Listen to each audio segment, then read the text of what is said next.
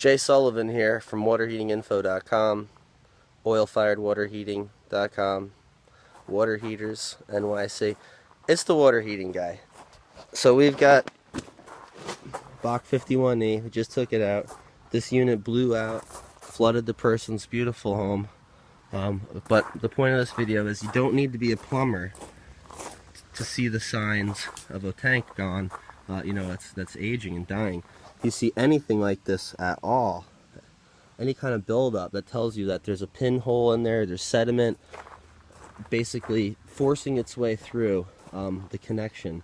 So if it wasn't for the sediment and the natural materials in the water, they're actually preventing a leak from coming, because that pinhole leak, the minerals, the sediment, rather than that water coming up, as the water is coming out, those little sediment materials and crystallize, and they turn into these little stalactites there. So when you see that, you know you've got a leak. There's a leak right there. The only reason the water's not leaking is because the little minerals in the water is basically calcifying and preventing a leak. But this tank blew out from the bottom. Massive damage to the house.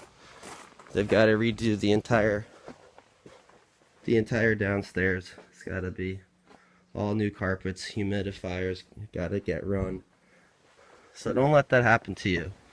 If you see water coming out the bottom, you know it's leaking. If you see water coming out the side like this, you know it's leaking. If you see terrible things like this, you know that it's leaking. Don't wait until your house is flooded to call a plumber. That just doesn't make any sense. Inspect your water heater at least every 5 years, for crying out loud. If you've got an oil-fired water heater, you want to check it out every year, because when these things go, they go.